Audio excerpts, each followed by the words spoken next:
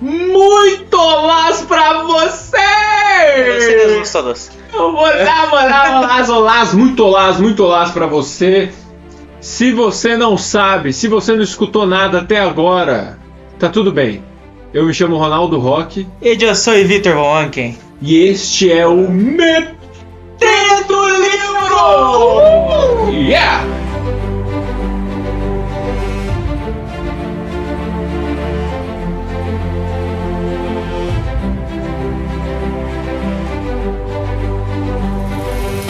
Esse episódio, ele é o episódio de leiturinha. Segundo episódio, galera. De leiturinha. Volta lá no primeiro, ouve também, que é importante. Isso. Que aqui é a continuação da história, né? Continuação, direto. Sim, diretão. Então Direto. Volta lá, escuta. Se não quiser também demorou. Suave. Vai voltar lá. Vai voltar lá. Só que nós hoje pretendemos continuar aqui de onde a gente parou, que geralmente é assim. Então, 41 a talvez, se tudo der certo, 80. Isso aí. Então, beleza. Vamos lá.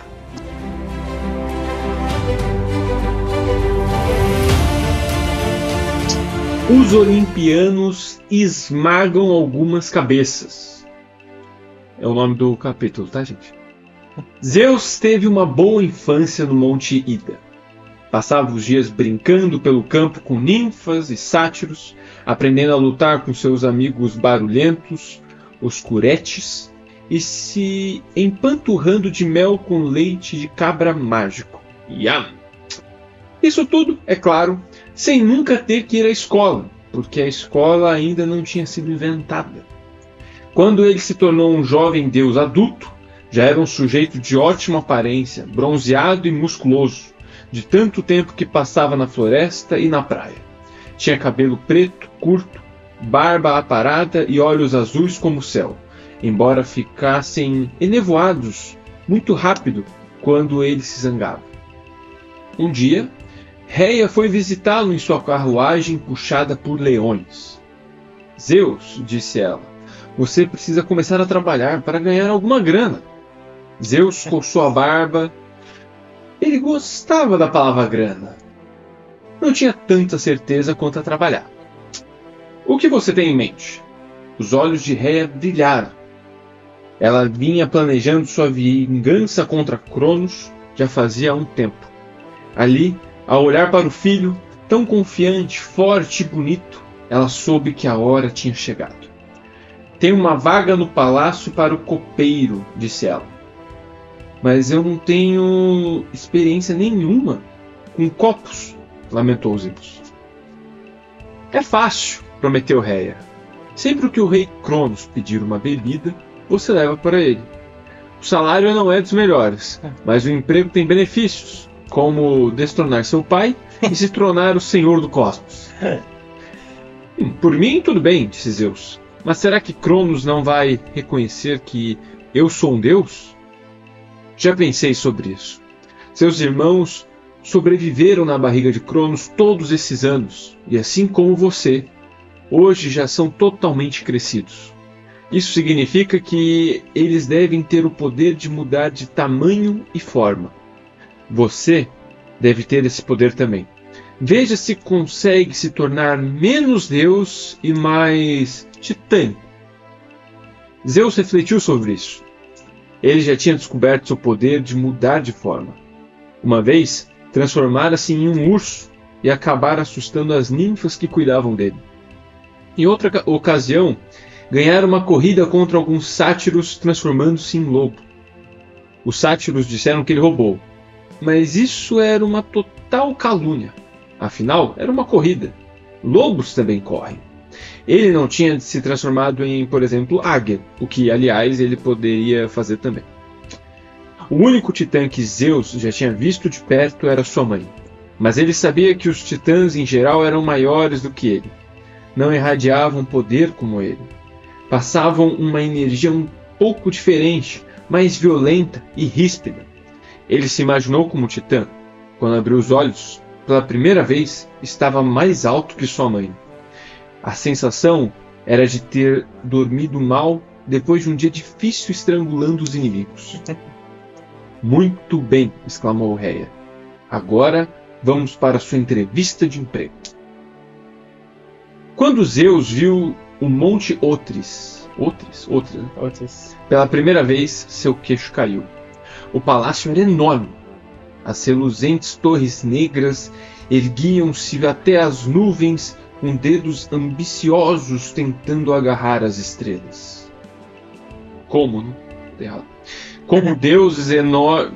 Como dedos ambiciosos tentando agarrar as estrelas. A fortaleza fora projetada de forma a inspirar medo. Zeus entendeu isso imediatamente, mas também a achou solitária e lúgubre.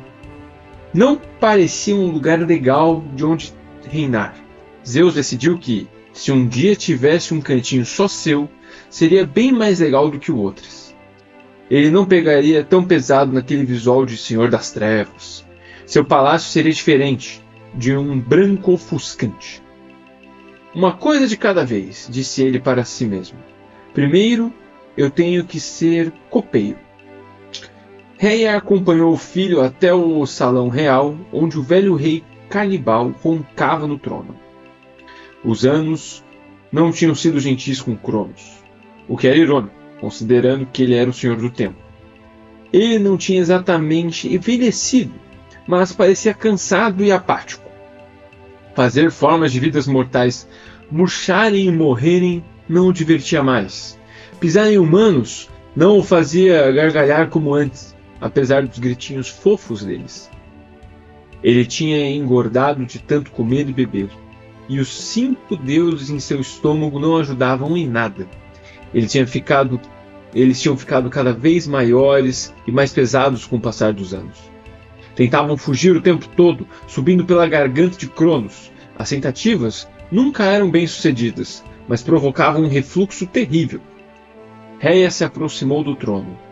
Meu senhor, trouxe alguém para você conhecer. Cronos bufou e abriu os olhos. Eu não estou dormindo! Ele olhou e ainda meio grogue para o jovem e o belo titã à frente dele. Quem? O jovem imortal fez uma reverência. Sou Zeus, meu senhor. Zeus tinha decidido usar o nome real, por que não? Cronos nunca o tinha ouvido antes mesmo. Gostaria de ser seu copeiro. Cronos observou o rosto do recém-chegado. Alguma coisa nele parecia vagamente familiar. O brilho nos olhos, o jeito pilantra de sorrir. É claro, todos os titãs eram parentes. Talvez fosse isso. Cronos tinha tantos sobrinhos que não conseguia se lembrar de todos. Ainda assim, achou aquele ali inquietante. Ele olhou ao redor, tentando lembrar quem exatamente tinha trazido o garoto, mas Rhea já tinha desaparecido nas sombras. Com a barriga cheia demais e os pensamentos extremamente lentos, Cronos nem conseguia continuar desconfiado por muito tempo. Bem, disse ele ao rapaz, você tem alguma experiência na função? Zeus sorriu. Não, meu senhor, mas aprendo rápido. Também sei cantar, dançar e contar piadas satíricas. Zeus começou a cantar uma música que as ninfas lhe haviam ensinado. Em seguida, demonstrou alguns passos de dança dos curetes. Fazia um bom tempo que nada tão interessante acontecia ali no Monte Otris. Outros titãs começaram a se juntar no salão do trono para assistir. Logo estavam aplaudindo e rindo. Até Cronos estava com um sorriso no rosto. Contratado! Aliás, estou com sede. Saindo uma bebida no capricho, disse Zeus. E lá se foi Zeus em busca da cozinha. Ele pegou um cálice de ouro e o encheu de néctar geladinho. Em pouco tempo, Zeus se tornou o criado mais popular do palácio. Ele servia como ninguém. Cantava com uma voz límpida como os córregos do Monte Ida. Suas piadas satíricas eram tão ousadas que não posso contá-las aqui no horário nobre. Se é que você estava escutando isso no horário nobre, né? Mas estamos seguindo o Percy. Ele sempre sabia exatamente o que o Cronos queria beber. néctar quente com especiarias, néctar frio com um toque de limão, coquetel de néctar com suco de cranberry. Ele também apresentou aos titãs as competições de bebida, que eram bem populares entre os sátiros do Monte Ida. Todo mundo na mesa começava a beber na mesma hora, e quem bebesse mais rápido ganhava. Ganhava o quê? Bem, nada. Mas era uma ótima maneira de se exibir, porque nada parece mais másculo ou titânico do que ter néctar escorrendo pelo queixo e por toda a camisa. Esse tipo de competição reacendeu o espírito competitivo de Cronos. Claro, ele era o rei do universo, mas ainda era o caçula de 12. Não podia admitir que seus irmãos ou sobrinhos fossem melhores do que ele em nada. Apesar do estômago permanentemente cheio, ele chegou ao ponto de conseguir engolir um cálice inteiro de néctar em 3 segundos. E cálices titânicos são do tamanho de jarras de água. Ele confiava em Zeus para encher seu copo com a substância que descesse melhor. E era exatamente esse o plano de Zeus. Uma noite, quando Cronos jantava com seus subordinados preferidos, Zeus preparou alguns fermentados especiais para a competição de bebidas. As ninfas lhe haviam ensinado muita coisa sobre ervas e tudo mais.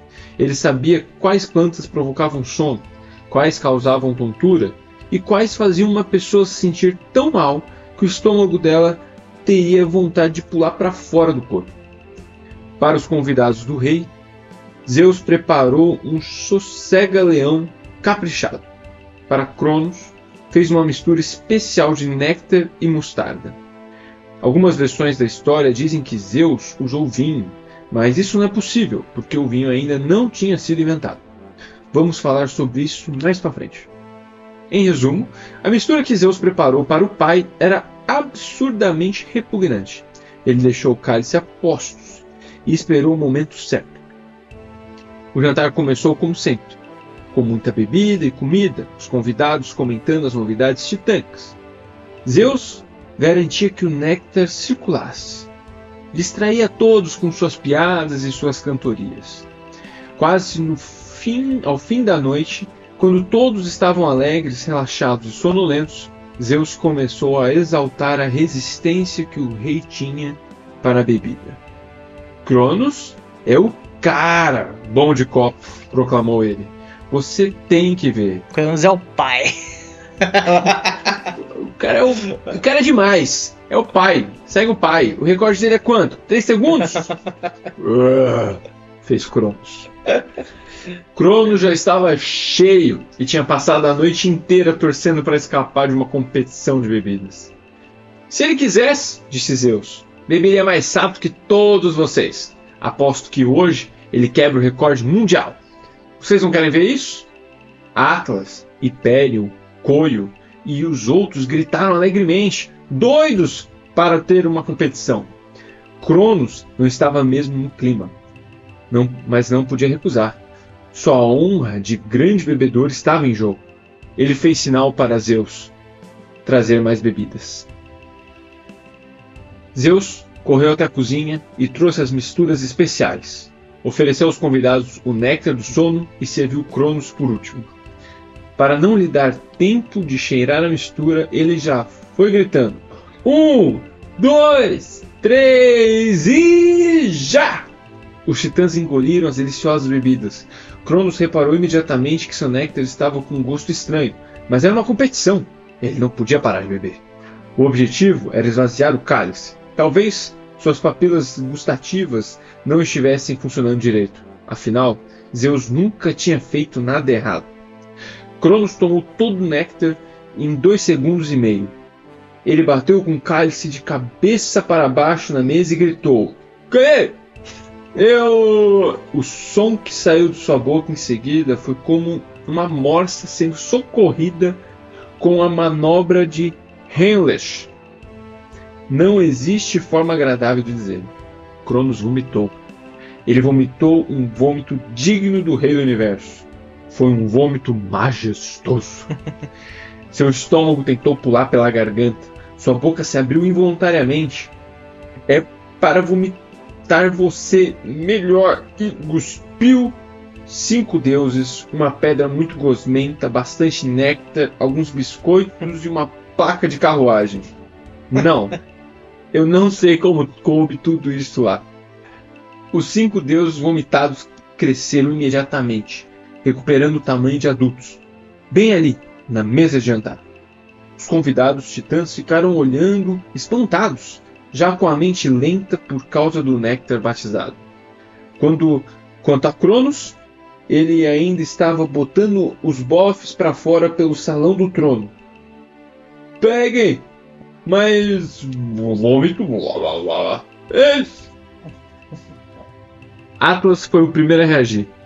Ele gritou, guardas! E tentou se levantar, mas estava tão tonto que caiu bem no colo de Império. Zeus queria correr para pegar a foice do pai. Queria fazer picadinho do velho canibal ali mesmo, mas os outros titãs estavam começando a se recuperar do choque.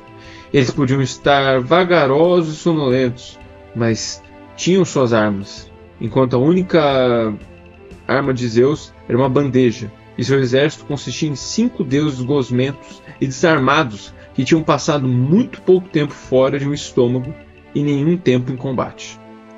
Um monte de guardas começou a irromper no salão do trono. Zeus se virou para seus desnorteados irmãos e disse: Eu sou Zeus, irmão de vocês. Sigam-me, e lhes darei liberdade e vingança, além de mel e leite de cabra. Isso foi suficiente para os deuses, enquanto Cronos vomitava e seus guerreiros pegavam desajeitadamente as armas. Zeus e seus irmãos viraram águias e saíram voando do palácio. E agora? Perguntou Hades. Os 6 deuses estavam reunidos no covil secreto de Zeus, no Monte Ida, que os irmãos se recusavam a chamar de Caverna de Zeus. Ele lhes contou o que estava acontecendo no mundo, mas todos sabiam que não podiam ficar no Monte Ida por muito tempo. As ninfas tinham ouvido boatos sussurrados pela terra. Cronos enviara os titãs para revirar o mundo em busca dos fugitivos. Queria que seus filhos fossem levados de volta até ele, acorrentados ou em pedacinhos. Tanto fazia. Agora, vamos lutar, disse Zeus. Poseidon resmungou. Não fazia mais do que um dia que ele saíra da barriga de Cronos, mas já estava começando a desgostar do irmão caçula, aquele recém-chegado metido à besta dos Zeus, que achava que merecia ficar no comando só porque tinha salvado os outros. Sou totalmente a favor de lutar contra o papai, disse Poseidon. Mas para isso, precisaríamos de armas. Você tem alguma? Zeus coçou a orelha. Ele não tinha pensado nisso ao elaborar o plano. Bem, não. Talvez possamos fazer as pazes, sugeriu Hestia. Os outros a olharam como se ela fosse maluca. Hestia era a mais velha e a mais bondosa dos deuses, mas os irmãos não a levavam a sério.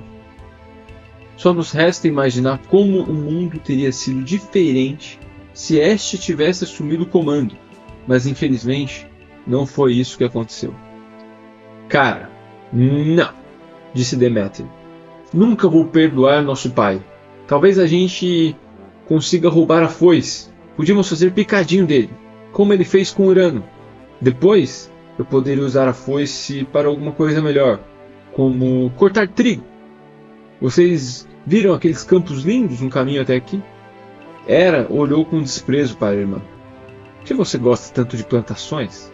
Você passou aqueles anos todos na barriga do papai só falando de plantas, mesmo sem nunca ter visto nenhuma.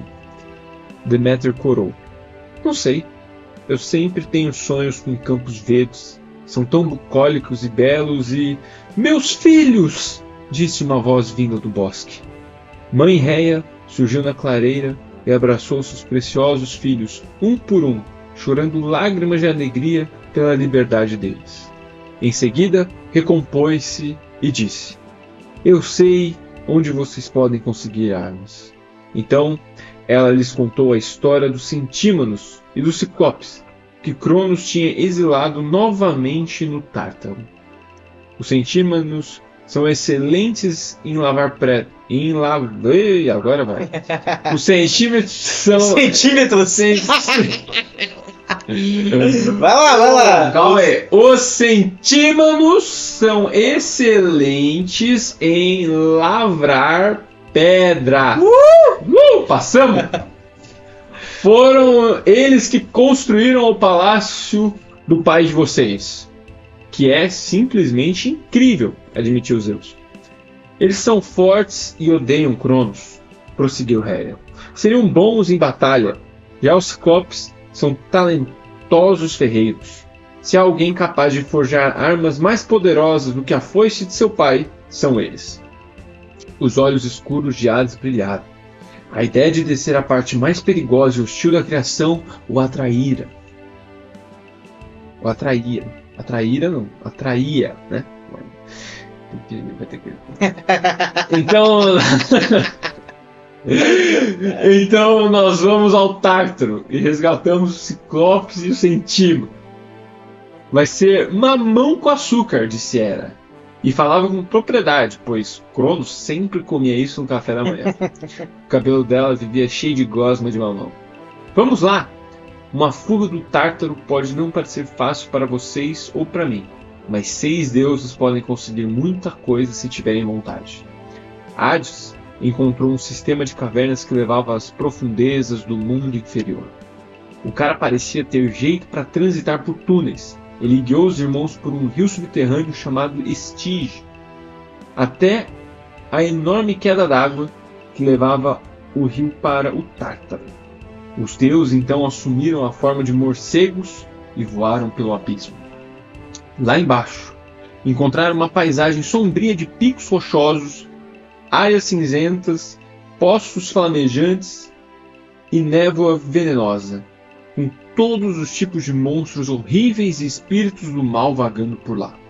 Aparentemente, Tártaro, o espírito do abismo, vinha gerando mais deuses primordiais lá embaixo na escuridão, e eles também estavam tendo filhos. Os 6 jovens deuses andaram até encontrar a zona de segurança máxima, cercada de um muro alto de metal e patrulhada por demônios.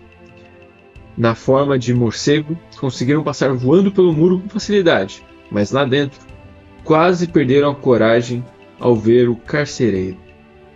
Cronos, em pessoa, tinha contratado o monstro mais horrível do Tártaro para garantir que seus valiosos prisioneiros nunca escapassem. O nome dela era Camp. Não sei se Cronos a encontrou em uma rede social ou o quê, mas se as piores criaturas dos seus pesadelos tivessem pesadelos, provavelmente sonhariam com Camp. Da cintura para cima, era uma mulher humanoide com cobras em vez de cabelo. Se isso lhe soa familiar, é porque o penteado futuramente viria a se tornar moda entre outros monstros. Da cintura para baixo, era um dragão com 4 patas. Milhares de víboras saíam das pernas dela como uma saia havaiana. A cintura era envolta com 50 cabeças de feras horríveis. Ursos, javalis, marsupiais. O que vocês imaginarem. Sempre mordendo, rosnando e tentando comer a camisa de canto. Asas grandes, escuras e reptilianas saíam de suas escápulas. O rabo de escorpião se movia para frente e para trás, pingando veneno. Basicamente, Camp não recebia muitos convites para sair. Os deuses observaram por trás de um monte de pedregulhos enquanto a monstruosa carcereira andava pesadamente de um lado para o outro, batendo nos ciclopes com um chicote de fogo e picando os centímetros com um rabo de escorpião sempre que eles saíam da fila. Os pobres prisioneiros eram obrigados a trabalhar sem pausa, sem água, sem descanso, sem comida, sem nada. Os centímetros passavam o tempo todo no fundo do pátio, cortando blocos de pedra do piso vulcânico. Os ciclopes trabalhavam mais perto. Cada um tinha uma forja na qual derretia metais e martelava folhas de bronze e ferro. Se os ciclopes tentassem se sentar ou mesmo fazer uma rápida pausa, apenas o suficiente para recuperar o fôlego, Camp deixava novas marcas de chicotada nas costas deles. Pior ainda, os prisioneiros não tinham permissão para terminar nada que começava. Assim que os centímetros tinham uma boa pilha de blocos de construção, Camp os obrigava a destruir os blocos forjados. Sempre que os ciclopes estavam quase terminando uma arma, um escudo ou mesmo uma ferramenta que pudesse ser perigosa, Camp os confiscava e os jogava em borbulhantes poços de magma. Vocês devem estar pensando: ei, havia 6 caras enormes e só uma Camp. Por que eles não enfrentavam? Mas Camp tinha o chicote. O veneno no rabo dela podia incapacitar por horas até um dos ciclopes da primeira geração, deixando-o se contorcendo de dor. A mulher dragão era simplesmente apavorante, e os primeiros tinham correntes nos pés que não os deixavam sair correndo. Além do mais, os centímetros e os ciclopes eram almas boas. Apesar da aparência, eles eram bons em construir, não em lutar. Era só dar um balde de Lego para esses sujeitos e eles passariam vários dias felizes. Zeus esperou que Camp fosse até o final do pátio da prisão. Só então ele foi escondido até o ciclope mais próximo. Psiu! Chamou ele. O ciclope baixou o martelo e se virou para Zeus, mas seu grande olho já tinha passado tanto tempo olhando para as chamas que ele não conseguia ver quem estava falando. Meu nome não é Psiu, disse o ciclope. É Brontes. Ih, rapaz, pensou Zeus. Isso aqui vai demorar mais do que eu imaginei. Ei, Brontes, tentou Zeus novamente, falando devagar e com alegria, como se estivesse tentando fazer um cachorrinho sair de sua casinha. Eu sou Zeus. Vim salvar você. Brontes fez uma expressão de desprezo. Já ouvi isso antes. Cronos nos enganou. É, eu sei, disse Zeus. Cronos também é meu inimigo. Juntos podemos nos vingar dele e prendê-lo aqui embaixo. Que tal? Parece uma boa ideia, disse Brontes. Mas como faríamos isso? Primeiro, precisamos de armas, disse Zeus. Você pode confeccionar algumas? Brontes balançou a cabeça em negativo. Camp está sempre de olho. Ela não nos deixa terminar nada. Que tal cada um de vocês fazer uma parte diferente de cada arma? Sugeriu Zeus. Aí vocês podem montá-la no último segundo e jogá-la para nós. Camp nunca vai saber. Você é esperto. Sou mesmo, né? Conte para os seus amigos. Zeus voltou a se esconder atrás dos pedregulhos. Brontes sussurrou o plano para seus irmãos, Arges e Esterope. Esterope, né? Esterope. Esterope. O Jordan tá complicando. Esterope. Depois, eles bateram com os martelos nas bigornas, usando um código secreto que tinham elaborado para espalhar a mensagem pelo pátio para os outros centímetros. Briareu, Coto e Giges. Sei que é um monte de nomes horríveis, mas lembre-se, olha a resposta. Gaia não teve muito tempo para segurar no colo os trigêmeos monstruosos antes que Urano os jogasse no Tártaro. Pelo menos, eles não foram batizados de Huguinho, Zezinho e Luizinho.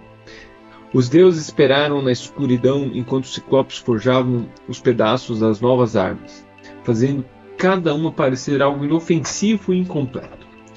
Não sei se passaria pela segurança de um aeroporto, mas foi o suficiente para enganar Camp. Logo que a mulher dragão virou de costas e marchou para o outro lado do pátio novamente, Brontes montou às pressas a primeira arma mágica e a jogou para Zeus. Parecia um foguete de bronze, com 1,20 m de altura e extremidades em forma de cone. A mão de Zeus se encaixava perfeitamente no centro. Assim que ele a ergueu, seu corpo todo formigou de poder. Poseidon franziu a testa. O que é isso? Não é uma foice. Fagulhas saíam de cada ponta. A eletricidade corria de uma extremidade à outra. Zeus mirou um pedregulho próximo e 1000 filetes de trovão o transformaram em pó. Que beleza, disse Zeus. Isso vai servir muito bem. Felizmente, Camp pareceu não reparar na explosão. Talvez muitas coisas explodissem no Tártaro. Alguns minutos depois, Brontes jogou uma segunda arma para eles, uma lança com 3 pontas. Poseidon a pegou. Ele se apaixonou imediatamente pelo tridente. Adorava coisas pontudas. Além do mais, ele conseguia sentir a força das tempestades vibrando na arma. Quando Poseidon se concentrou, um mini furacão girou ao redor das 3 pontas e foi ficando mais rápido e maior quanto mais ele se empenhava. Quando ele colocou o tridente no chão, o piso do poço começou a tremer e rachar. A melhor arma de todas, anunciou ele. Maravilha! Brontes jogou uma terceira arma para eles. Foi Hades quem pegou essa. Um elmo de guerra de bronze, reluzente e decorado com cenas de morte e destruição. Vocês ganham armas, resmungou Hades. Eu ganho um chapéu. Então ele colocou na cabeça e desapareceu. Cara, você está invisível, disse Zeus. Hades deixou escapar um suspiro de infelicidade. Já estou acostumado. Só se fode o Hades, mano. Não, eu estou falando que você está mesmo invisível. Hades se fez ficar visível de novo. É um chapéu bem assustador, disse Demétrio. Concordou Hades. É mesmo. Ele decidiu tentar outra coisa. Olhou com raiva para os irmãos e ondas de terror irradiaram do elmo. Zeus e Poseidon ficaram lívidos, começaram a suar. Zeus quase deixou cair seu novo disparador de raios. Pare com isso, reclamou Zeus. Você está me assustando. Hades sorriu. Tudo bem. Talvez o chapéu não seja tão ruim. Hera cruzou os braços e fungou com desdém. Garotos e seus brinquedos. E nós? Não vamos ganhar armas? Vamos ter que ficar de fora, torcendo enquanto vocês 3 lutam? Zeus deu uma piscadela para Hera. Não se preocupe, gata. Eu protejo você. Disse Hera. É possível que os ciclopes pretendessem fazer armas para as mulheres, mas naquele momento, Camp se virou e marchou de volta na direção deles. Talvez tivesse reparado na fumaça que saía do raio de Zeus ou nas nuvens que saíam do tridente de Poseidon. Talvez tivesse sentido no ar o gosto residual do medo despertado pelo elmo de Hades. Seja lá o que tenha chamado a atenção dela, o fato é que Camp detectou a presença dos deuses. Ela ergueu o chicote e berrou. Camp partiu furiosa na direção do esconderijo deles, seu rabo chicoteando o ar e as milhares de víboras ao redor das suas pernas pingando veneno. Que ótimo, murmurou Hera. Pode deixar comigo, disse Zeus. Ele se levantou e ergueu o raio de bronze. Concentrou toda a sua energia na arma. Kabum! Uma coluna de força abrasadora disparou na direção de Camp, a luz mais ofuscante que já tinha sido vista no Tártaro. Camp só teve tempo de pensar, antes de o raio explodir em milhões de pedaços ferventes de confetes reptilianos. Agora sim! Gritou Zeus com alegria. Poseidon baixou o tridente. Cara, assim... Opa, tá certo. Cara, assim a gente não tem nem chance. Vocês podem ir libertar os ciclopes dos centímetros, sugeriu Zeus. Poseidon resmungou, mas usou o tridente para soltar as correntes escuras que prendiam os cativos pelos pés. Obrigado, disse Brontes. Vamos ajudá-los a lutar contra Cronos. Excelente, disse Zeus. Hera limpou a garganta. Sim, mas e quanto àquela arma para as moças? Fora dos muros de bronze, rugidos monstruosos reverberaram pelo poço. Todos os espíritos e feras no Tártaro deviam ter visto o brilho do raio e agora se aproximavam para investigar. Temos que ir, disse Demétrio. Tipo, agora mesmo. Essa foi a melhor ideia não relacionada a grãos que Deméter já tivera. Hades então guiou os irmãos de volta para o mundo superior, junto com seus 6 novos grandes amigos, literalmente. Cronos não era um cara fácil de derrotar. Segundo a maioria dos relatos disponíveis, a Guerra dos Titãs durou 10 anos, ou talvez Cronos tenha usado seus truques temporais para fazer parecer que demorou isso tudo, torcendo para que os deuses desistissem. Se foi isso, não deu certo. Rhea, a grande mãe, visitou todos os titãs que conseguiu, tentando persuadi-los a ficar do lado de Zeus. Muitos lhe deram ouvidos. Afinal, Cronos não era um líder dos mais populares. Quase todas as titânides ou ajudaram Zeus ou não foram contra ele. Prometeu, o criador de humanos, teve a sensatez de se manter neutro. O oceano ficou na dele, nas profundezas do oceano. Hélio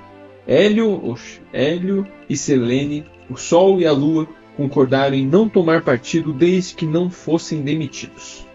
Só sobraram Cronos e a maior parte dos outros titãs homens, com Atlas como seu general e exímio lutador. Os deuses e os titãs se enfrentaram por toda parte, explodindo uma ilha aqui, evaporando um mar ali.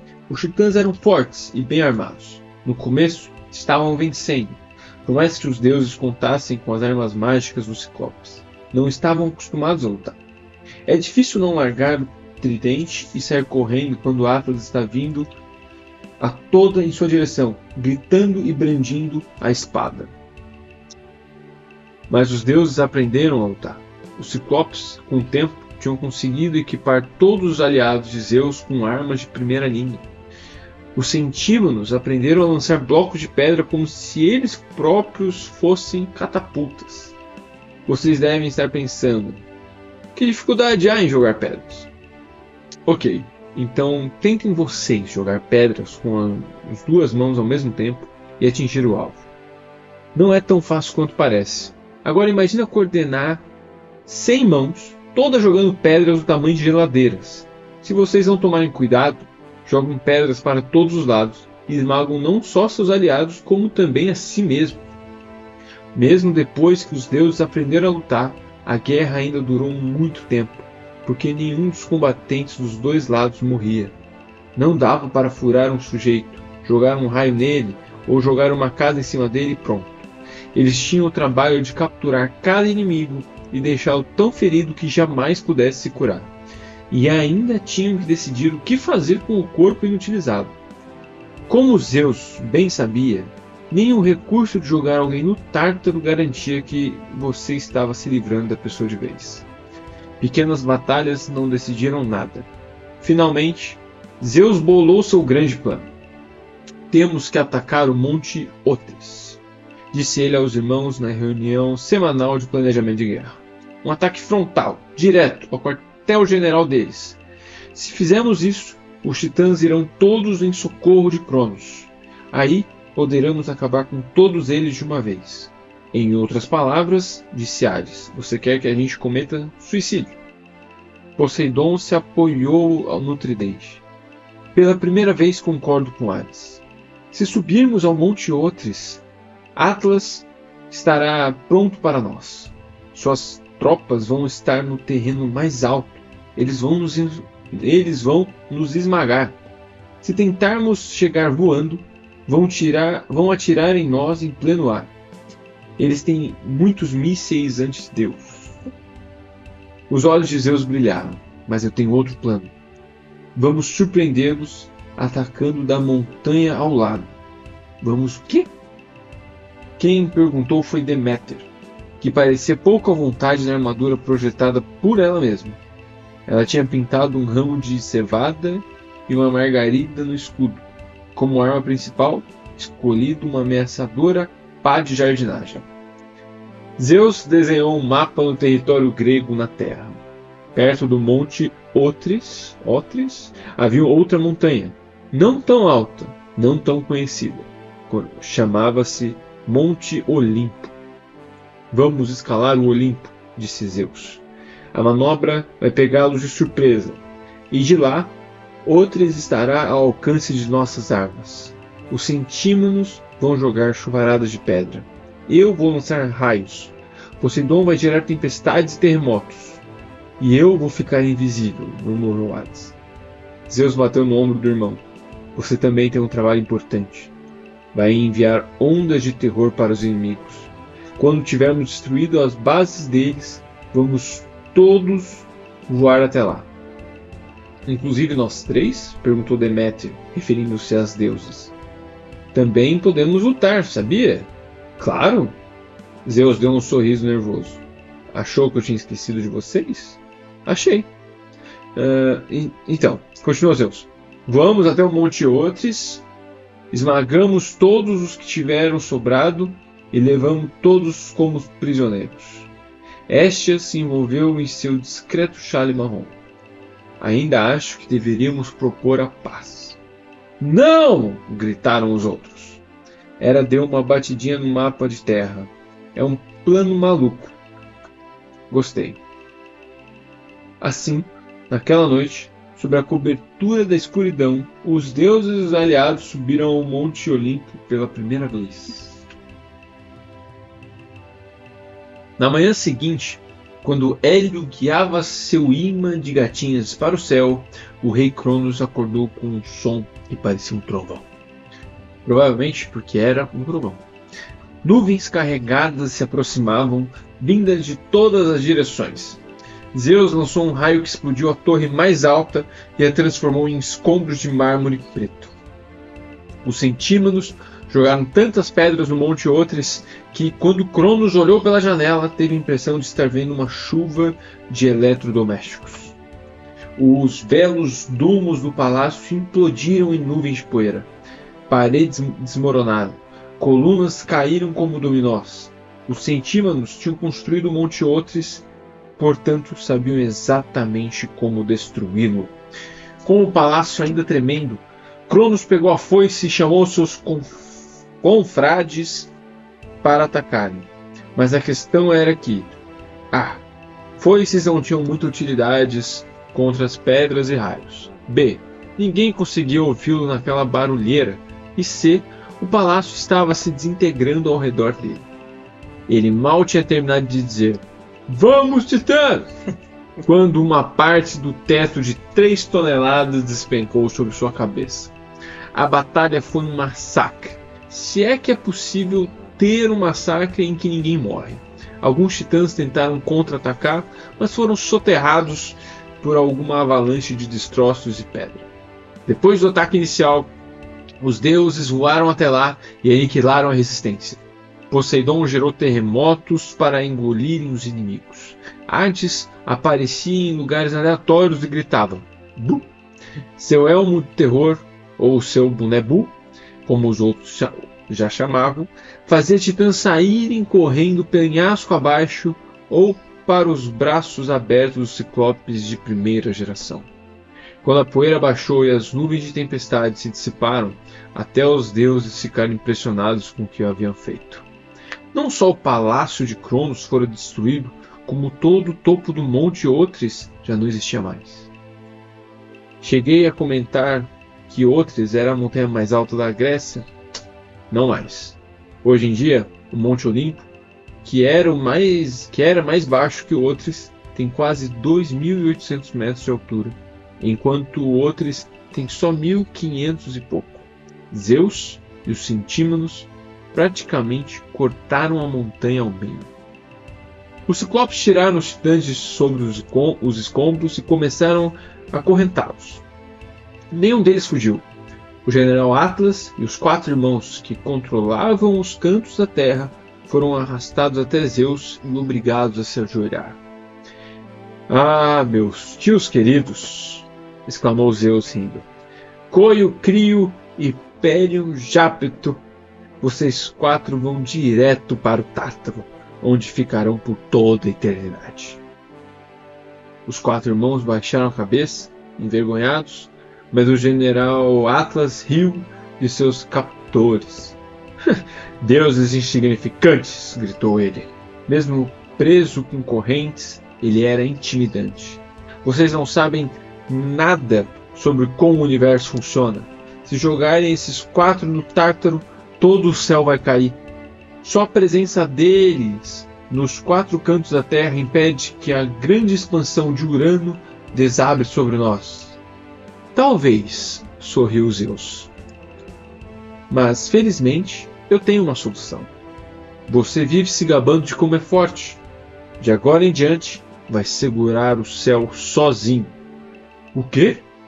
Brontes, Argis, Stereope, Sterope, né? Sterope, não consigo falar isso. Chamou Zeus. Ele é todo de vocês. Os ciclopes de primeira geração arrastaram Atlas para uma montanha distante, que ficava muito próxima do céu. Não sei como fizeram isso, mas deram um jeito para que o céu formasse um novo pilar de sustentação central. Uma única nuvem funil, como a ponta de um peão. Acorrentaram Atlas à montanha e colocaram todo o peso do céu nos ombros dele. Agora vocês devem estar pensando: por que ele simplesmente não se recusou a segurar e deixou o céu cair? Eu mencionei as correntes, não foi?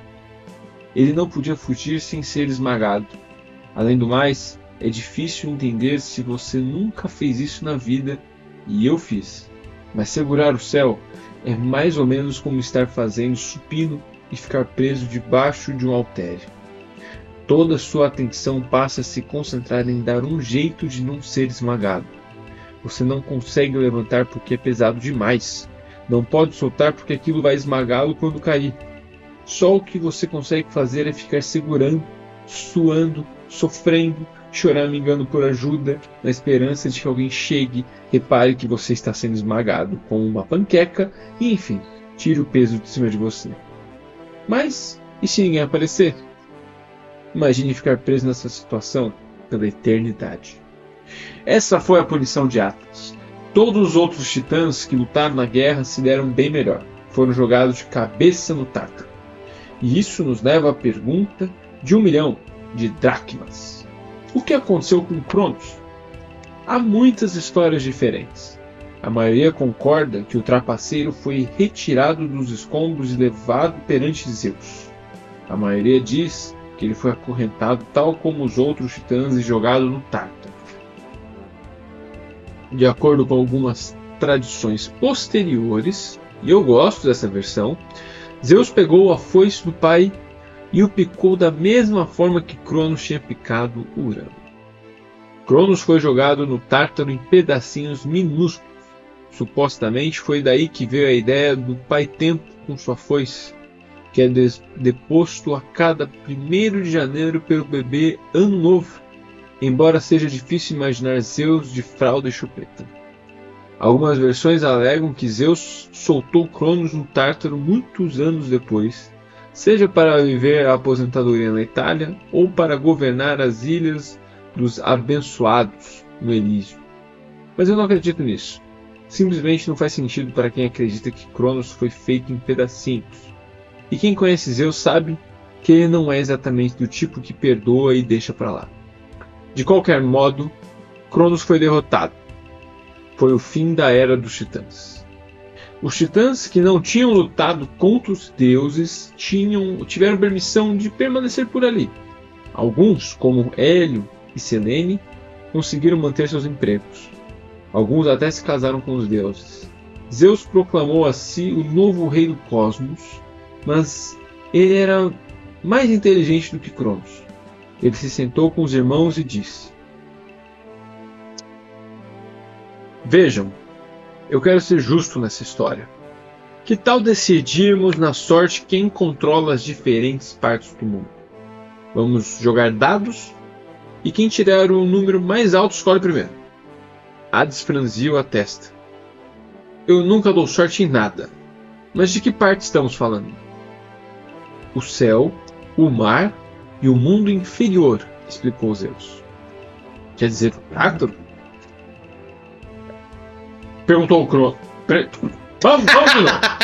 Vamos voltar, galera. Vamos voltar. Volta tudo. Quer dizer o Tártaro? Perguntou Poseidon. Eca. Estou falando do mundo inferior de cima, corrigiu Zeus. Você sabe, a parte melhor, perto da superfície. Lá não é ruim. Tem cavernas grandes, muitas pedras preciosas, propriedades à margem do rio Estige. E quanto à terra em si? A Grécia e todas as outras partes? Perguntou Hades. Isso vai ser território neutro, sugeriu Zeus. Podemos todos operar na terra. Os irmãos concordaram. Vocês repararam que as irmãs não foram convidadas para o jogo de dados? Pois é, totalmente injusto, mas foi assim que aconteceu. Para surpresa de ninguém, Zeus tirou o maior número.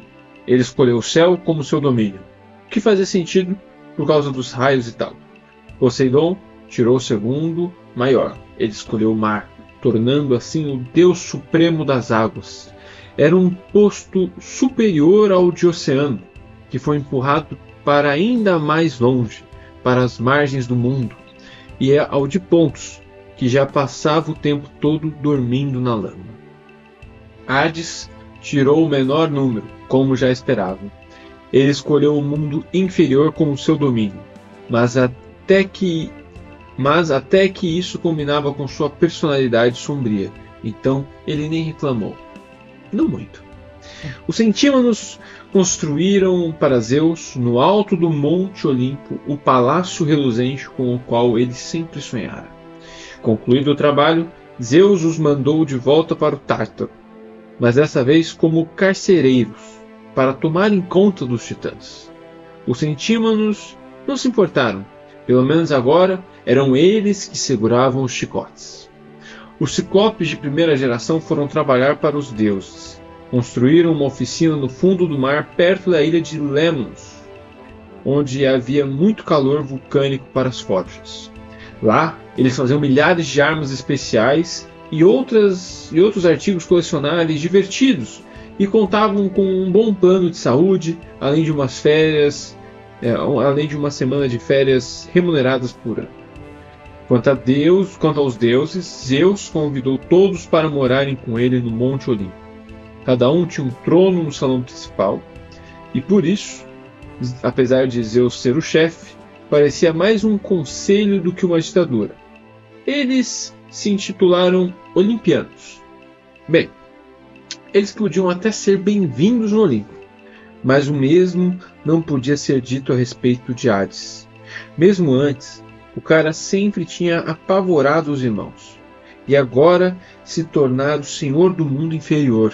Ele parecia levar a tragédia e a escuridão para onde quer que fosse. Você entende, não? Disse Zeus a ele, em particular. Não podemos ter um trono do mundo inferior aqui no Monte Olimpo. Os outros deuses não se sentiriam à vontade, e os crânios e a pedra negra não combinariam com a decoração. Ah, claro, resmungou Hades. Entendo perfeitamente.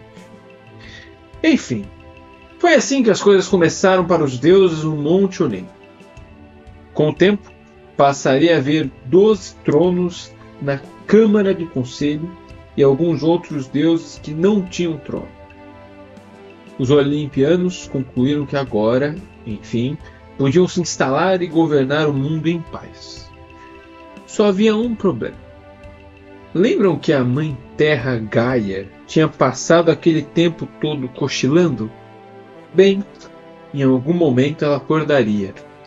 E quando ela chegasse em casa e descobrisse que seus filhos preferidos, os titãs, tinham sido jogados no Tártaro, Zeusinho teria algumas explicações a dar. Mas isso é história para uma outra ocasião. Agora é hora de conhecermos os deuses na sua intimidade. Só para avisar, algumas das histórias que vêm a seguir podem fazer vocês se sentirem como Cronos depois de um grande cálice de néctar com mostarda. Zeus, com um risco. Por que Zeus é sempre o primeiro? Sério, todo livro de mitologia grega tem que começar com esse cara. É por ordem alfabética e invertida, por acaso? Tudo bem que ele é o rei do Olimpo e tal, mas acreditem, o ego do sujeito não precisa ficar maior. Quer saber? Ele que espere. Vamos falar sobre os deuses na ordem que nasceram. As mulheres primeiro. Pode esperar sentado, Zeus. Vamos começar com Hestia. Hestia escolhe o candidato a marido número 0. É o nome do capítulo. Em alguns aspectos, Hestia era muito parecida com a mãe Reia. Tinha um sorriso sincero, olhos castanhos amorosos, cabelos pretos cujos cachos emolduravam o rosto. Era gentil e boa, Nunca falava mal de ninguém. Em uma festa no Monte Olimpo, Hestia não seria a primeira garota a chamar sua atenção. Não era extravagante, exagerada nem maluca. Era mais como uma deusa qualquer, meiga e bonita, de uma forma nada pretensiosa. Normalmente ela prendia o cabelo debaixo de um chale de linho, usava vestidos simples e sem estampa, e nunca passava maquiagem. Eu falei que ninguém a levava a sério, e é verdade. Os outros deuses não eram de ouvir seus conselhos. Tendo sido a primeira a ser engolida pelo pai, Hestia foi a última a ser vomitada. Por causa disso, os irmãos pensavam nela como a mais nova e não a mais velha. Afinal, tinha sido a última a aparecer. Ela era mais calada e mais tranquila do que os irmãos, mas isso não quer dizer que eles não a amassem. Assim como Rhea, Hestia era aquele tipo de pessoa que é impossível não amar. Mas havia um aspecto importante em que Hestia não era como Rhea. A mãe dela era conhecida por ser, bem, mãe, a grande mãe, a maior mamãe, la madre grande. Já Hestia não queria saber de ser mãe. Ela não tinha problema nenhum com a família dos outros. Amava os irmãos e quando eles começaram a ter filhos, amou os sobrinhos também. Seu maior desejo era que toda a família olimpiana se desse bem e passasse bons momentos reunida ao redor da lareira, conversando, jantando, jogando twister ou qualquer outra atividade envolvente. Hestia só não queria se casar. Se vocês pensarem um pouco, vão entender o motivo. Hestia passara anos dentro da barriga de Cronos. Ela tinha uma memória muito boa, conseguia se lembrar até de Cronos engolindo-a recém-nascida. Lembrava-se de ter ouvido a mãe chorando de desespero. Hestia tinha pesadelos em que o mesmo acontecia com ela. Ela não queria se casar e acabar descobrindo que o marido era um canibal engolidor de bebês. E não era paranoia sua. Ela tinha provas de que Zeus podia ser tão mau quanto Cronos. Vejam, depois de ter vencido Cronos, Zeus decidia que seria uma boa ideia se casar com uma Titânide, meio que para mostrar que não guardava ressentimentos. Então, ele se casou com uma das filhas de Oceano, uma jovem chamada Metis, que era a Titânide do bom aconselhamento e do planejamento. Tipo uma personal trainer emocional para os titãs. Metis era inteligente na hora de aconselhar os outros, mas aparentemente não era tão brilhante quando se tratava da própria vida. Quando estava grávida do primeiro filho, ela disse para Zeus: "Meu marido, tenho boas notícias. Prevejo que esta criança vai ser menina, mas se tivermos outro filho juntos, vai ser menino. E mais uma coisa, que você vai adorar. Ele está destinado a governar o universo um dia. Não é incrível?" Zeus entrou em pânico. Achou que ia acabar como Urano ou Cronos, feito em pedacinhos. Então fez como seu pai tinha feito. Escancarou a boca como pôde e criou um tornado que sugou Metis para sua garganta, comprimindo-a de forma que ele pudesse engoli-la inteira. Isso meio que apavorou os outros olimpianos, principalmente Hestia. O que aconteceu com Metis e sua filha, ainda não nascida, lá dentro da barriga de Zeus? Vamos falar sobre isso mais para frente. Mas Hestia viu a coisa toda e disse para si mesmo: casamento é perigoso. Zeus pediu desculpas aos titãs e aos deuses por terem engolido Metis e prometeu jamais fazer isso novamente. Ele decidiu se casar com outra Titânide, mas, como vocês podem adivinhar, não havia muitas voluntárias. Só uma concordou: Têmis, a Titânide da lei divina, que por acaso era a tia preferida de Hestia. Têmis tinha ficado do lado dos deuses na guerra. Ela tinha uma boa compreensão do certo e errado e sabia que os deuses seriam melhores governantes do que Cronos. Reparem que eu falei melhores, não bons. Assim como Hestia, Têmis era modesta, cobria a cabeça e não estava interessada em casamento. Ainda mais depois do incidente com Metis. No entanto, em nome da paz, ela aceitou se casar com Zeus. E sim, Têmis era, tecnicamente, tia de Zeus, então fique à vontade para ter nojo do casamento deles. Mas vamos deixar isso de lado. O casamento não durou. Têmis teve trigêmeos 2 vezes. Da primeira vez, não foi tão ruim. 3 irmãs chamadas Horas, que acabaram se tornando responsáveis pelas diferentes estações. Vocês devem estar pensando, espera aí, o ano só tinha 3 estações? Mas lembre-se, era a Grécia. Acho que eles nunca tiveram inverno direito. Já o segundo lote de trigêmeas, elas davam arrepios em todo mundo. Eram as Moiras, as 3 Parcas, que já nasceram velhas. Ainda no berço, passaram de 3 bebês enrugados a 3 vovós enrugadas. Gostavam de se sentar em um canto e fiar em uma roca mágica.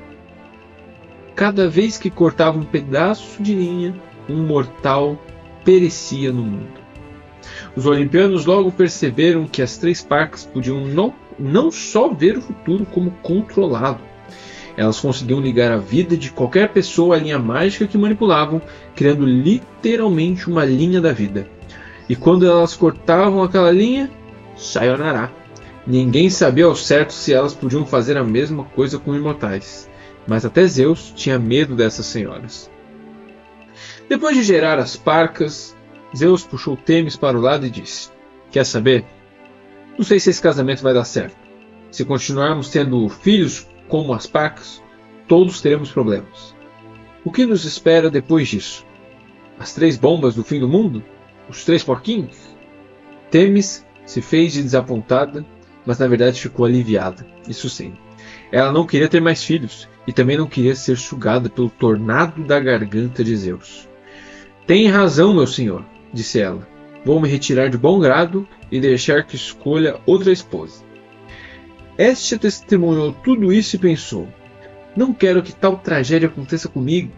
Com a sorte que tenho, se eu me casasse com algum deus, daria à luz aos 3 patetas. Seria horrível demais.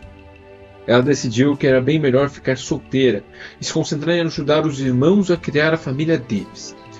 Podia ser a tia legal, a tia solteirona, a tia que não tinha assustadores bebês ou vós encarquilhadas. Só havia um problema. Alguns deuses tinham outros planos. Poseidon ficava de olho em Hestia pensando: ei, até que ela é bonita. Tem uma personalidade bacana, é fácil de se relacionar. Bem que eu podia me casar com ela.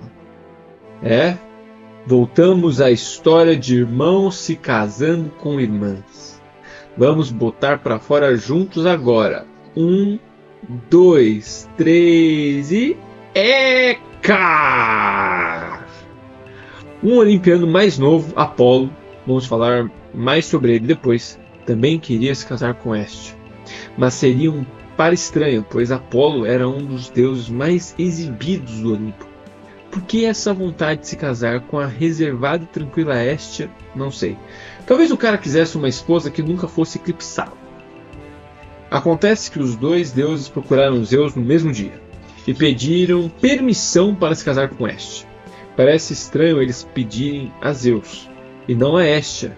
Mas como vocês devem ter reparado, os homens não eram muito sensíveis nesse tipo de assunto. Zeus, sendo o rei do cosmos, tinha a palavra final em todos os casamentos. Enquanto isso, Hestia estava sentada junto à grande lareira que havia no meio do salão do trono, sem prestar muita atenção. Naquela época, as casas precisavam ter uma lareira central no salão principal, como uma fogueira para os dias frios. Também era ali que as pessoas cozinhavam, ferviam água, conversavam, torravam pão, assavam marshmallows e secavam meias. Basicamente, era em torno da lareira central que girava a vida familiar. Hestia passava muito tempo ali. Ela meio que tinha assumido a responsabilidade de manter as lareiras acesas.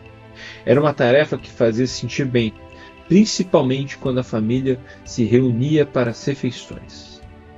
Zeus gritou: Ei, Hestia, vem cá! Ela se aproximou do trono com cautela, olhando para Poseidon e Apolo, que sorriam para ela com buquês de flores e caixas de chocolate. Ela pensou: "Ih, lá vem." "Boas notícias", disse Zeus. "Estes dois belos deuses querem se casar com você. Como sou um rei confiável e um sujeito plenamente atencioso, vou deixá-la escolher. O candidato a marido número 1, Poseidon, aprecia longas caminhadas na praia e mergulhos. O candidato a marido número 2, Apolo, gosta de música e de poesia, e seu hobby é ler profecias no oráculo de Delfos. De qual você gosta mais?" Hestia irrompeu em um terrível choro de pavor. Os candidatos ficaram um pouco assustados. Ela se jogou aos pés de Zeus e, soluçando, implorou: "Por favor, meu senhor, não, nenhum dos dois." Apolo franziu a testa e verificou se estava com mau hálito. Poseidon ficou na dúvida se tinha esquecido o desodorante de novo. Mas, antes que eles ficassem zangados, Hestia recobrou o autocontrole e tentou explicar: "Não tenho nada contra esses deuses. Só não quero me casar com ninguém. Quero ser solteira para sempre." Zeus coçou a cabeça. A ideia simplesmente não fazia sentido. "Então, nunca vai se casar? Não quer filhos? Não quer ser uma esposa?" "Isso mesmo, meu senhor", disse Hestia. Eu vou cuidar da lareira por todos os tempos. Vou cuidar das chamas. Vou preparar os banquetes. O que eu puder fazer para ajudar a família. Só me prometa que nunca vou ter que me casar." Apolo e Poseidon ficaram um tanto indignados, mas era difícil passar muito tempo com raiva de Hestia. Ela era tão doce, sincera e prestativa. Eles a perdoaram pelos mesmos motivos que os haviam levado a pedir em casamento. Hestia era genuinamente boa. Entre os olimpianos, a bondade era um elemento raro e valioso. "Eu retiro minha proposta de casamento", disse Poseidon. "Além do mais, vou proteger o direito de Hestia de não se casar." "Eu também. Se é isso que ela quer, vou honrar seu desejo", disse Apolo. Zeus deu de ombros. "Bem, continuo sem entender. Mas tudo bem. Ela é mesmo boa na lareira. Ninguém mais sabe assar marshmallows até o ponto certo, sem que fiquem moles ou crocantes demais. Hestia, eu lhe concedo minha aprovação à sua solteirice." Hestia deu um enorme suspiro de alívio. Ela se tornou a deusa oficial da lareira, o que pode não parecer nada demais, mas era exatamente o que Hestia queria. Mais tarde, as pessoas inventaram uma história de que Hestia tinha um trono no Monte Olimpo e abriu mão dele quando chegou um deus mais novo, chamado Dionísio. É uma boa história, mas não consta oficialmente nos mitos antigos. Hestia nunca quis um trono, era modesta demais para isso. A lareira dela virou o polo de tranquilidade em meio à tempestade sempre que os olimpianos discutiam. Todo mundo sabia que o fogo era território neutro. As pessoas podiam ir até lá para fazer uma pausa, tomar um cálice de néctar ou bater um papo com Hestia. Dava para descansar sem ser incomodado por ninguém. Uma espécie de equivalente à base do pique-pega. Deve ser pique-bandeira, né? Pique-pega. Tipo de pega-pega. É. Tem versões. Pique-pega. Hestia cuidava de todo mundo. Então, todo mundo cuidava dela. O exemplo mais famoso? A noite em que Rhea deu uma festa no Monte Ida para comemorar o aniversário da vitória dos olimpianos sobre Cronos. Todos os deuses e titãs amigos foram convidados, assim como dezenas de ninfas e sátiros. As coisas ficaram meio loucas, néctar à vontade, muita ambrósia e os curetes fazendo suas danças bizarras. Os deuses até convenceram Zeus a contar algumas de suas infames piadas satíricas. Hestia não estava acostumada a esse tipo de festa. Lá pelas 3 da manhã, ela ficou tonta de tanto dançar e beber néctar e foi pegar um ar fresco no bosque. Lá, deparou-se com um burro qualquer amarrado a uma árvore. Um dos sátiros devia ter chegado à festa montado no animal. Não sei porquê, mas Hestia achou aquilo extremamente engraçado. "Oi, senhor burro." Ela ria e ria. Eu vou me deitar aqui e cochilar um pouco. Cuide de mim, tudo bem?" "Tudo bem." A deusa caiu de cara na grama e começou a roncar. O burro não sabia o que pensar, mas ficou quieto. Alguns minutos depois, aproximou-se um deus de natureza menor chamado Priapo, que também vinha caminhando pelo bosque. Não se vê muito sobre Priapo nas histórias antigas. Sinceramente, ele não é muito importante. Era um deus rural que protegia hortas. Eu sei, muito empolgante. Ah, grande Priapo, cuide dos meus pepinos com seus poderes especiais. Se vocês já viram aqueles gnomos de jardins idiotas que as pessoas colocam na frente de casa, saiba que são os resquícios da época em que as pessoas colocavam estátuas de Priapo nos jardins para proteger suas plantações. Pois então, Priapo adorava ir às festas e paquerar as moças. Ele tinha bebido muito naquela noite e agora andava pelo bosque em busca de uma ninfodeusa incauta com quem pudesse se arranjar. Quando chegou à clareira e viu uma linda deusa desmaiada, estatelada na grama, roncando de maneira atraente ao lugar, ele pensou: opa! Ele se aproximou de Hestia, não sabia que deusa era, mas não se importava. Só sabia que, se chegasse bem pertinho e se aconchegasse no cangote dela, a deusa ficaria feliz quando acordasse, porque, afinal, quem não iria querer ter um romance com o deus dos legumes e das verduras? Ele se ajoelhou ao lado da desfalecida. Ela tinha um cheiro tão bom, de madeira queimada e marshmallow torrado. Priapo passou a mão pelo cabelo escuro dela e disse: e aí, gata? O que me diz de a gente ficar mais juntinho? O burro na escuridão ali perto aparentemente achou que seria uma boa ideia, pois gritou: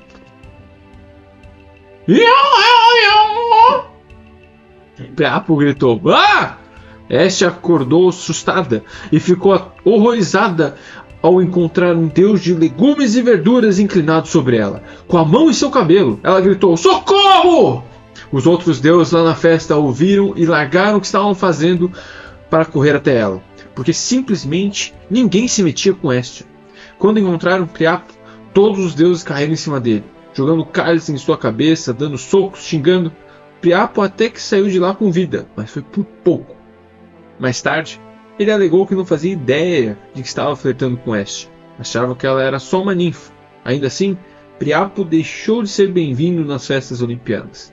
E depois disso, todo mundo passou a proteger Hestia ainda mais. Tem mais uma história de Hestia que é meio importante, mas vou ter que especular um pouco aqui, porque vocês não vão encontrar isso nos velhos mitos. No começo, havia uma única lareira no mundo, e pertencia aos deuses. O fogo era tipo propriedade particular deles. Os celestes mortais não sabiam como produzi-lo.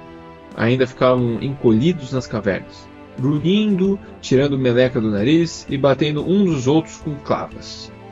O titã Prometeu, que tinha feito aquela gentinha a partir de argila, sentia pena deles. Afinal, eles os tinham criado para se parecerem com imortais. E ele tinha certeza de que os humanos eram capazes de agir como imortais. Só precisavam de um empurrãozinho inicial. Sempre que Prometeu visitava o Olimpo, ficava vendo os deuses reunidos ao redor da lareira de Hestia. O fogo era, sem dúvida, o elemento mais importante para se fazer do palácio um lar.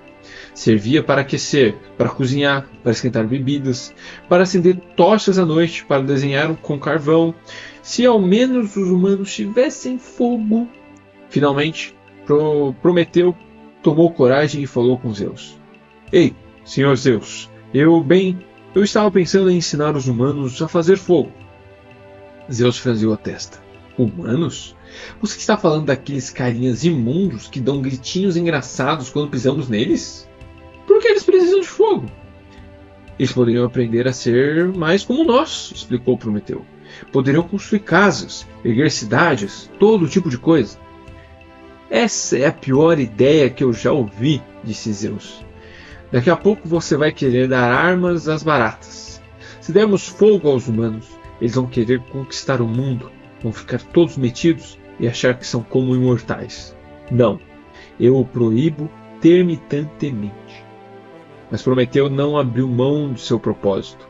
Ele ficava olhando para Hestia sentada junto à lareira, admirando a capacidade que ela tinha de usar o fogo. admirando a capacidade que ela tinha de usar os fogos sagrados para manter a família olimpiana unida. Não era justo, concluiu Prometeu. Os humanos mereciam o mesmo conforto. O que aconteceu então? A maior parte das versões sustenta que Prometeu roubou carvões quentes da lareira e os escondeu em um buraco no caule de um pé de erva doce, embora a gente imagine que alguém repararia nele saindo escondido do palácio com uma planta fumegante cheirando a algaçu queimado. Nenhuma das histórias menciona que Hestia ajudou Prometeu, mas a questão é: como é possível que ela não soubesse o que ele estava fazendo? Hestia não saía de perto da lareira. Prometeu não tinha como roubar fogo sem Hestia perceber. Eu, particularmente, acho que ela se solidarizou com Prometeu e com os pequenos humanos. Condiz com o bom coração de Hestia. Acho que ela ajudou Prometeu, ou ao menos fez vista grossa para o roubo dos carvões em brasa. Seja lá como foi o que ele conseguiu, o fato é que Prometeu saiu escondido do Olimpo, com sua planta fumegante secreta e a entregou aos humanos. Eles demoraram um tempo para aprender a usar aquelas chamas todas sem se matarem, mas finalmente conseguiram. E a ideia se espalhou como fogo em mato seco. Normalmente, Zeus não prestava muita atenção ao que acontecia na Terra. Afinal, o céu era seu domínio. Mas em uma noite clara, ele estava lá na varanda de seu palácio no Monte Olimpo e reparou que o mundo estava pontilhado de luzes, nas casas, nos vilarejos, até em algumas cidades. Os humanos tinham saído das cavernas. Aquele marginalzinho, resmungou Zeus. Prometeu deu armas às baratas. Ao lado dele, a deusa Hera perguntou: Hein? O que houve? Nada, murmurou Deus. Ele gritou para os guardas: Encontrem Prometeu e tragam-no até mim, agora! Zeus não estava nada feliz.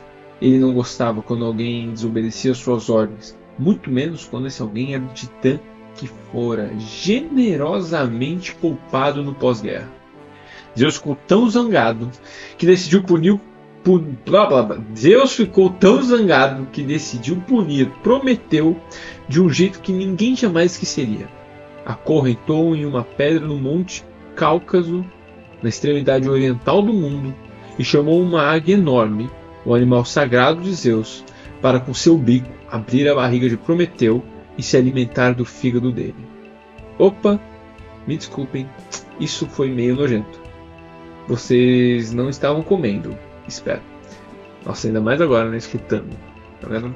Bom podcastzinho. Todos os dias a águia abria a barriga de Prometeu e comia.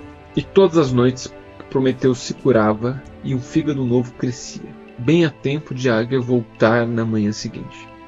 Os outros deuses e titãs entenderam o recado.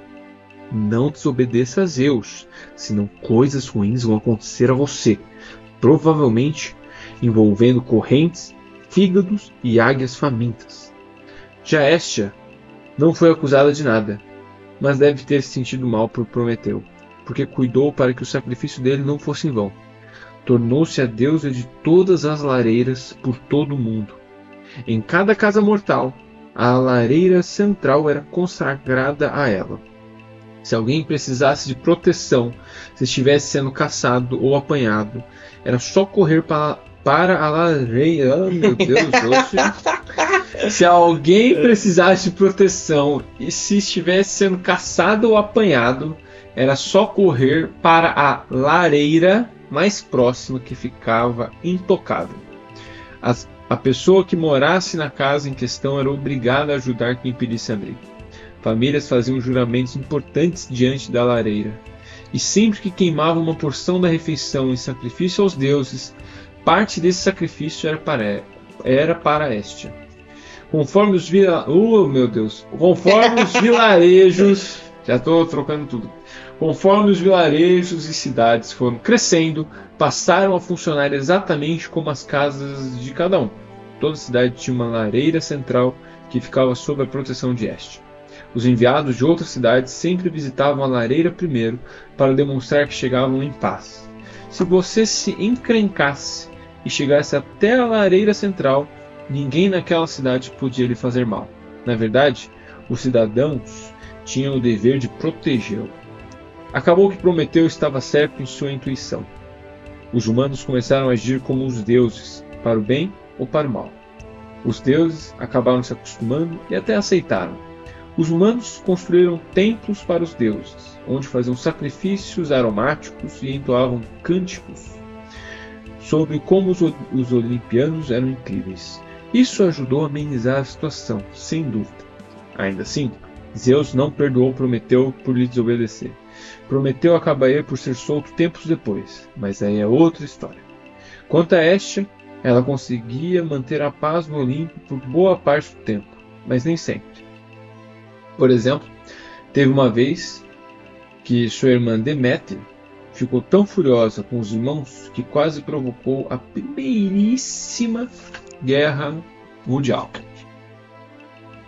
E é isso, galera. Chegamos na página 72. 72? Então é isso aí. Hoje, infelizmente, não cumprimos de chegar na página 80, eu acho, né? Mas, pô, ficou bastante, tá bom. O podcast ficou grandinho. Ficou grandinho. Ficou um tamanho bom pra todo mundo. Entendeu? Que vale é isso. Então vamos lá. Então tá bom, gente. A gente agradece. Se você chegou até aqui, é aquele toque, né? Se você ainda não fez isso, não sei como, por quê, mas tá tudo bem. Vai lá nas nossas redes sociais. Que é só o Instagram. Metendo Livro. @Metendo Livro aqui no Spotify também, galera. Não esqueçam de seguir aqui, segue lá, liga sininho, pra já ficar sabendo que daqui a pouco vem o episódio de conversa também, pô, comentando o capítulo aqui, né? É isso aí. Então tá bom, gente. Muito obrigado a todo mundo que chegou. E quem vai chegar. E você que ainda não chegou, que chegue. Entendeu? É isso. Se você, a dica é: compartilha também, galera. É isso aí. Envia pra galera. Se você gostou, se você não gostou, também compartilha. Compartilha. Porque é o seguinte: se você não gostou, você não vai sofrer sozinho, né? Você passa pro próximo. Ele que se foda também, entendeu? Pelo menos você passou pra frente. Entendeu? É isso, galera. É isso aí. Muito obrigado. E até a próxima. Valeu.